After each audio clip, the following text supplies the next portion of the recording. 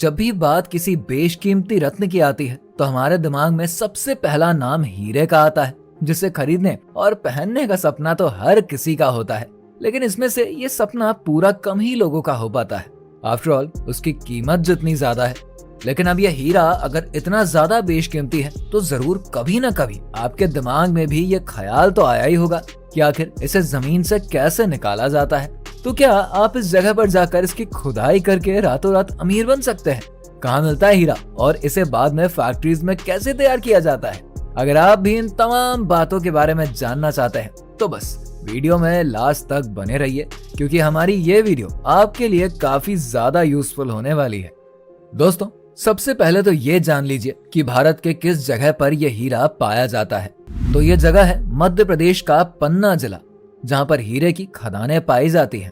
आपको एक बात जानकर बेहद ही खुशी होगी कि इन खदानों में कोई भी आम इंसान जाकर खुदाई कर सकता है।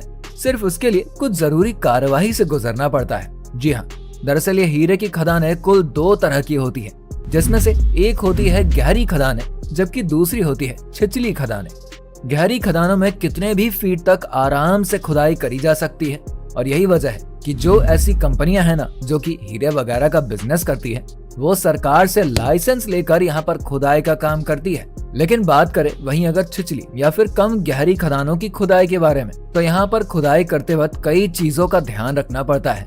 जैसे कि यहाँ पर आप ज्यादा से ज्यादा 11 से 12 फीट तक की खुदाई कर सकते हैं, क्योंकि इसके नीचे की जमीन काफी सख्त होती है, जहाँ पर कई बड़े बड़े आकार के पत्थर भी मौजूद रहते हैं, जिन्हें बिना किसी मशीन की मदद से खोदा ही नहीं जा सकता। इस तरह की खदानों की खुदाई कोई भी आम इंसान कर सकता है, लेकिन इसके लिए उसे सरकार से ये खदानें लीज पर लेनी पड़ती है। यहाँ पर खुदाई के लिए किसी भी व्यक्ति को मध्य प्रदेश के खनिज संसाधन विभाग से परमिशन लेनी पड़ती है, और लीज की कार्यवाही पूरी हो जाने पर वो व्यक्ति यहाँ की खदानों में खुदाई का काम कर सकता है।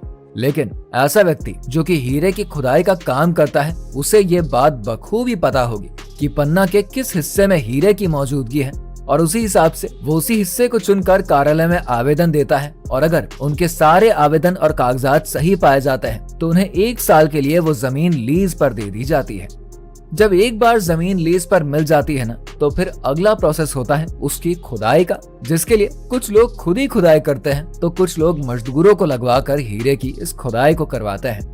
अब जब एक बार हीरे की खुदाई का प्रोसेस शुरू हो जा रहा है ना, तो ऐसे में लोगों के दिमाग में ये ख्याल सबसे पहले आता है कि आखिर उन्हें कितनी गहराई में खुदाई करनी चाहिए। तो हम बता दें, इसके लिए कोई भी फिक्स्ड पैरामीटर नहीं है, बल्कि ये बात पूरी तरीके से इस पर डिपेंड करती है कि आखिर उस जगह पर कितनी गहराई में हीरा है। यानी कि आप ही कह सकते हैं कि ये पूरी तरह से किस्मत का खेल है कि आखिर आपको वो खुदाई पर हीरा मिलेगा या फिर नहीं। वैसे सामान्यतया 8 से 10 फीट की खुदाई करने के बाद छोटे छोटे हीरे मिल ही जाते हैं, जिसे लोग आगे प्रोसेसिंग के लिए भेज देते हैं।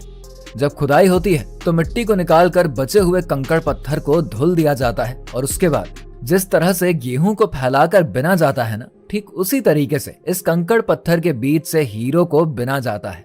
लेकिन ऐसा नहीं है कि हीरे के मिलते ही बस आप करोड़पति बन जाते हैं, बल्कि उसके बाद आपको उस हीरे को लेकर हीरा कार्यालय जाना पड़ता है, जहाँ पर हीरे को लेकर पारखी नजर रखने वाले उन हीरों की पहचान करते हैं, और उसके बाद उसकी साइज और क्वालिटी को परखते हैं, और उसके बाद ही उस हीरे को हीरा कार्यालय में रखा जाता है। और हर तीसरे महीने बाद होने वाली हीरा नीलामी में हीरे की नीलामी में दिल्ली, मुंबई और सूरत के कई व्यापारी शामिल होते हैं। अब इसके बाद शुरू होता है इन हीरों की नीलामी, जिसके लिए जो सबसे ज्यादा बोली लगाता है वो ही हीरे को खरीद पाता है। वैसे ऐसा नहीं है कि एक नीलामी में उस हीरे की जितनी कीमत लग गई, उसे खुदाई करने वाले व्यक्ति को उसी कीमत पर बेचना पड़ेगा। ये उस पर निर्भर करता है कि अगर उसके हीरे की कीमत 40 लाख है तो उसे 40 लाख में बेचेगा, या फिर उससे कम में बेचेगा, या फिर वो चाहे तो उसे हीरो की अगली नीलामी के लिए भी रखवा सकता है। अब यहाँ पर आप सोच रहे होंगे, जो व्यक्ति हीरा खोजता है क्या उसे हीरे की पूरी कीमत मिल जाती है? तो ऐसा नहीं है। उस व्यक्ति को हीरे की कीमत का लगभग 87 से 88% मिलता है, जबकि बाकी के पैसे टैक्स आदि में काट लिए जाते हैं। शायद आपको ये बात जानकर हैरानी हो कि जिस हीरे को आप इतना पसंद करते हैं ना, भारत में उसका प्रोडक्शन ग्लोबल लेवल पर 1% से भी कम का है। इसमें सबसे ज्यादा योगदान रूस का है, जो कि 31% प्रोडक्शन देता है। अब हीरो की खुदाई होती कैसे है और इसे कौन निकालता है, ये तो आपने समझ लिया। लेकिन चलिए अब आपको ये भी बता देते हैं कि आखिर जमीन के नीचे इन हीरो का निर्माण कैसे किया जाता है। मेरा मतलब है ये हीरे बनते कैसे हैं जो ये इतने महंगे मिलते हैं। हमारी धरती के 150 से 200 किलोमीटर नीचे इन हीरो का निर्माण होता है और इन जगहों का टेम्परेचर काफी ज्यादा होता है। धरती की इस गहराई में ज्यादा मात्रा के कार्बन एटम्स भी मौजूद होते हैं जो कि लगभग 1000 डिग्री सेल्सियस की गर्मी होने की वजह से क्रिस्टलाइज फॉर्म में आ जाते हैं और यहीं से ये डायमंड बन जाते हैं। लेकिन अभी ये खुदाई वाली सतह से काफी नीचे होते हैं। ऐसे में जब वोल्केनिक इरप्शन होता है ना, तो डायमंड के ये कण थोड़ा सा ऊपर आ जाते हैं। लेकिन अब अगर आप ऐसा सोच रहे हैं कि जैसे ही ज्वालामुखी फटता है तो तुरंत आपको ये हीरा जमीन पर पड़ा हुआ मिल जाएगा, बल्कि जमीनी स्तर पर आकर ये किम्बरलाइट वोल्केनिक पाइप का निर्माण करते हैं और इसके बाद डायमंड को ढूंढने वाले इसकी खोज करके इसमें ये अनमोल हीरे को निकाल लेते हैं। लेकिन ऐसा नहीं है कि आप जिस हीरे को यहाँ पर ढूंढते हो ये ही वो असली हीरा होता है जो कि मार्केट में और बड़े बड़े शोरूम्स में आपको चमचमाता हुआ दिखता है, बल्कि अब तक मिला हुआ ये हीरा कुछ नहीं बल्कि एक ट्रांसपेरेंट पत्थर ही होता है। ये इस समय कार्बन के सबसे प्योरेस्ट फॉर्म में होता है और आप विश्वास नहीं करेंगे, अगर आप इस पत्थर को 750 डिग्री सेल्सियस में गर्म करेंगे ना, तो ये पिघलने में बिल्कुल भी समय नहीं लेगा और फिर ये देखते ही देखते कार्बन डाइऑक्साइड बन जाएगा, जिसके लिए आपको कई लाखों तो दूर 1 रुपया भी नहीं मिलेगा। हीरे को मेनली 3 तरीके से माइनिंग के जरिए निकाला जाता है, जिसमें एक है एलुवियल माइनिंग, यानी कि इसमें नदी से लेके सागर समुद्र हर जगह खुदाई का काम किया जाता है और हीरो को ढूंढा जाता है। और फिर किम्बरलाइन पाइप को ढूंढा जाता है। यहाँ पर मेनली ऐसे पानी की जगहों पर माइनिंग करी जाती है जहाँ पर किम्बरलाइट के पत्थरों को आराम से तोड़कर निकाला जा सके। वैसे ये प्रोसेस काफी टफ माना जाता है क्योंकि यहाँ पर किम्बरलाइट के बिल्कुल अंत तक पहुँचने के समय का इंतजार करना पड़ता है, जिसमें कितना समय लगेगा इसके बारे में कुछ भी कहा नहीं जा सकता। लेकिन मार्केट में बढ़ती डिमांड की वजह से प्रोडक्शन करने वाले लोगों के पास इतना समय नहीं होता कि वो लिमिटलेस टाइम बर्बाद कर सके। ऐसे में वो माइनिंग के लिए पाइप मशीन्स का इस्तेमाल करते हैं।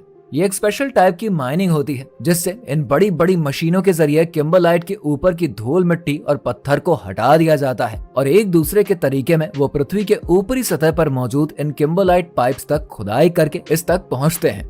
अब जो तीसरा और सबसे आखिरी तरीका माना जाता है वो है मरीन डायमंड माइनिंग, जिसमें समुद्र के नीचे के सतह पर जाकर खुदाई करी जाती है। अब पहले के समय में ऐसी खुदाई के लिए ट्रेंड तैराक जाते थे, लेकिन अब इसके लिए क्रॉलर का इस्तेमाल किया जाता है जो कि पानी में नीचे की तरफ जाते हैं और समुद्र की सतह से फ्लेक्सिबल पाइप्स की मदद से ऐसे पत्थरों को खींचकर ऊपर ले आते हैं। बाद में मजदूरों के द्वारा इसे पत्थर से अलग कर दिया जाता है। अब इसके बाद इन हीरो को फैक्ट्रीज में ले जाकर किम्बरलाइट के साथ क्रशिंग करी जाती है और यहाँ से छोटे किए गए इन पत्थरों की स्क्रबिंग करी जाती है, जहाँ पर ये पत्थर बड़े अच्छे से घिसे जाते हैं और इसके बाद इन पत्थरों को एक खास तरह के लिक्विड में डालकर साइक्लोन मशीन में डाला जाता है। अब यहाँ पर इसमें लगातार घूमने की वजह से हैवी मटेरियल नीचे और लाइट वेट मटेरियल ऊपर आ जाते हैं। अब फाइनल रिकवरी में डायमंड को अलग करके उसे एसिडिक सोल्यूशन में डालकर सुखाया जाता है और उसके बाद उसे सुखाकर पैक करके वेट करके ट्रांसपोर्ट कर दिया जाता है। तो यहाँ पर हमने आपको हीरे की खुदाई से लेके फैक्ट्रीज में उसके बनने और आप तक पहुँचने का पूरा प्रोसेस बता दिया है। तो उम्मीद है आपको काफी पसंद तो आई होगी।